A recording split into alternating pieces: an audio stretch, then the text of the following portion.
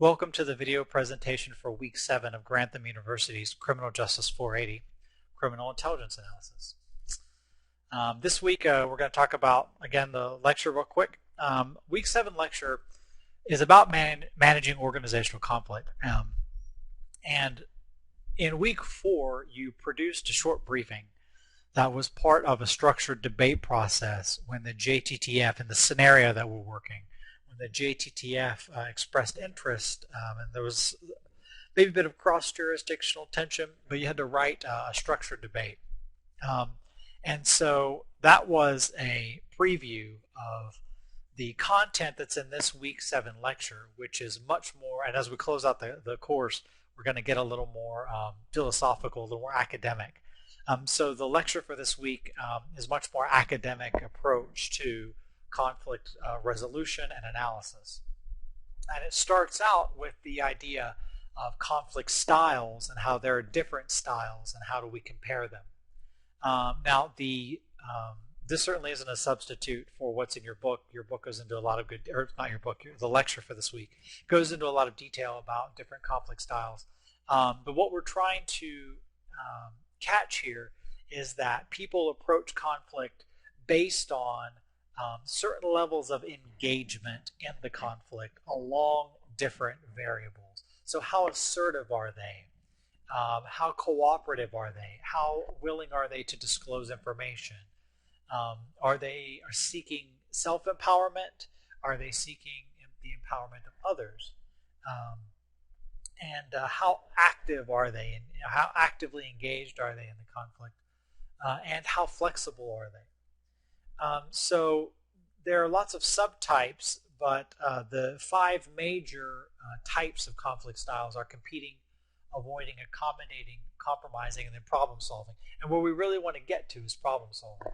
Now, again, make sure you review your lecture because there's lots of good information about how these all break down. But what I did is I just threw up a graphic here, visual. You can sort of start to get a sense of what, when we're moving from, say, competing towards a problem-solving style, what you see here is a lot more active engagement in the different categories, the different variables, a lot more openness, a stronger presence of empowerment, both of the self of the other, high engagement in the conflict, high assertiveness, but high cooperation and moderate to high disclosure as well. Also high flexibility.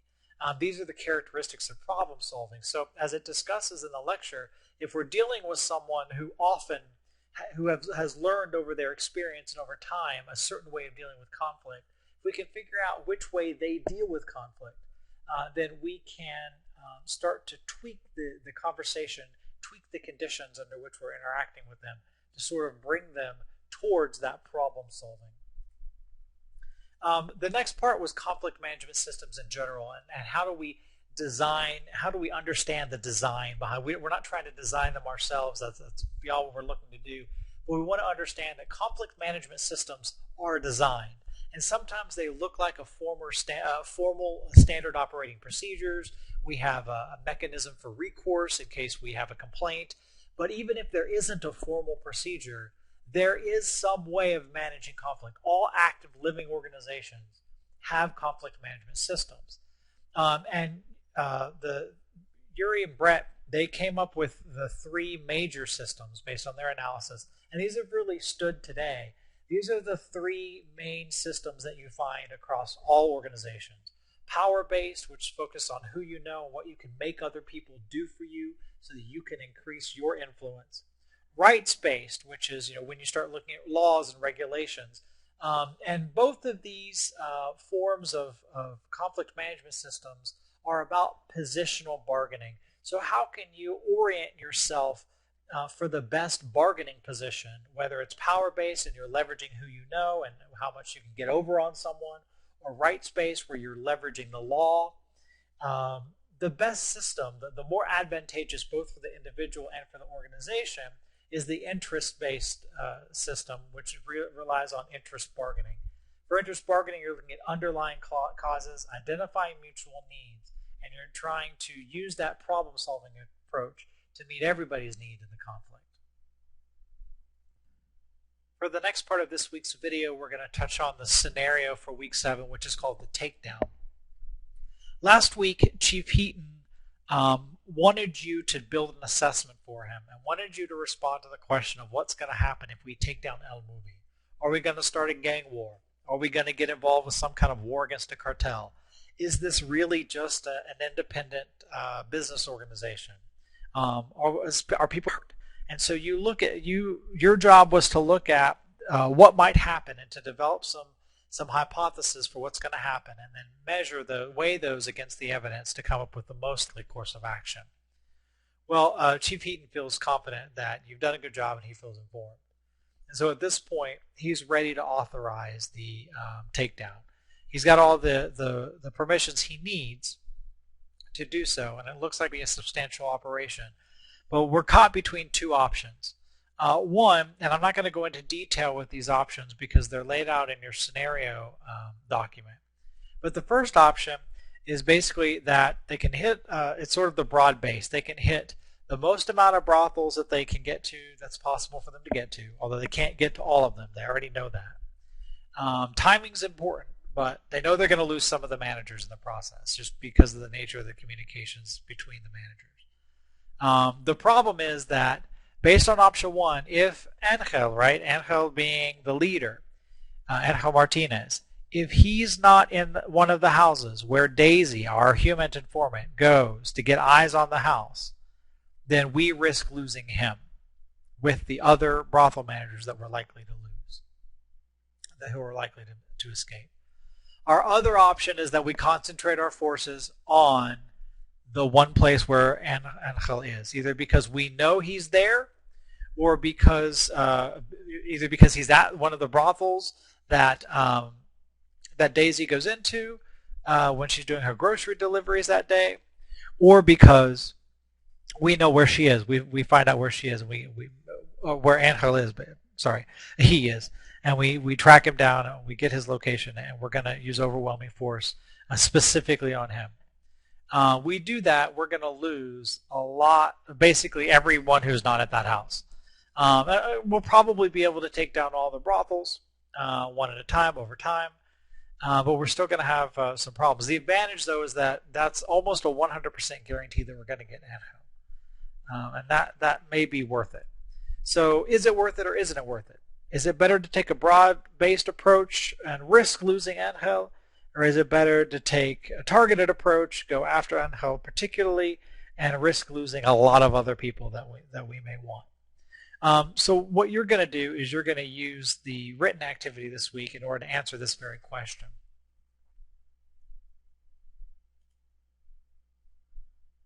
So for the last part of this week's video presentation, we're going to talk about the written activity for week 7 called Pros, Cons, Faults and Fixes analysis. It's a structured analytic covered in our readings. We're going to talk about in general how to do it and then how you're going to do it for your written assignment. And in general, basically, you have an issue. You're trying to decide what you should you or shouldn't you. And you list all the pros and you list all the cons. Now, there are different variations that are discussed in the textbook, but how you're going to do it for your written assignment in this class is for every pro, you're going to come up with a fault. Every positive for doing something has some negative reaction. So figure out what that is and list that in the faults. Likewise, for every con, for every negative aspect of taking an action, there's some mitigating factor that something that you can do to make that less damaging, that negative less negative. So you need to do a little brainstorming and make sure that for every pro you have a fault and for every con you come up with a fix. Now for us, pros, cons, faults, and fixes is generally a one-issue tool. So it's basically you take an action and you say, are we going to do this or aren't we? And after you do your analysis, or after you fill out your chart, your matrix here, you're then going to do some analysis and say, on the aggregate, and different people. I've seen people use weightings, and you can come up with whatever your way is. It doesn't really matter. What's important is that you break it out, and then you sort of process it and think, okay, given all of these faults and fixes, and is this an effective fix, and is it something we can actually do? And of these faults, is this a critical fault? Is this a dire fault? It's like a war stopper. With this fault, we cannot go forward with this decision, regardless of every other pro, con, or fix. That's the analysis that you're going to do. But you're going to do it both on option 1 and on option 2. Now, in the scenario document, you have some information, some additional information that's introduced for this chapter of the scenario. But don't be limited to that. No one knows the scenario better than you do. Even your professor doesn't, because you have done particular types of research. You've been doing 7 weeks now of products that have your particular interpretation that includes different things that only you bring to the table. So you have your perspective on this case that's unique from anyone else that's going to do it. So make sure you are leveraging all of that experience, all of that knowledge, and all the things that you bring to the table in order to do this pros, cons, faults, and fixes. When you do it, you're going to write up a Word document based on the required readings, the lecture materials, scenario, and then the video. You're going to turn in a word processing document. It has the following elements. One has a cover sheet. Don't worry about the abstract. That's not important for this product. You need 4 written pages, no less than 4 full pages of written text that outlines or that discusses your pros, cons, faults, and fixes technique to figure out which option you're going to recommend to the chief that he take. Now you have an option here of sort of tweaking. So maybe option 1, you found some fixes. You've come up with a few fixes for the cons, and you just want to make a few changes. Don't get involved in rewriting the concept of operations. Stick as closely to what's in the document as you can in terms of the plan and making your assessment. But if you can come up with some creative ways of getting around problems, by all means, mention them. And you're going to, in your document, you're going to have an introduction of less than 5 sentences and an explicit thesis statement. You're going to have your analysis in standard prose format, right? That's complete paragraphs. And then you're going to end with a conclusion, no less than 5 sentences, answering the question, so what about the rest of your paper? If you use sources, make sure you cite them using APA format. And then you're going to have an addendum, similar to other addendums you've had in products you've produced in the class, where your pros, cons, faults, and fixes matrix, you're going to actually put it in that addendum, similar to what we just looked at. And then, of course, there's that standard guidance that you have there for the rest of your paper. If you have any questions, make sure you contact your professor. Good luck.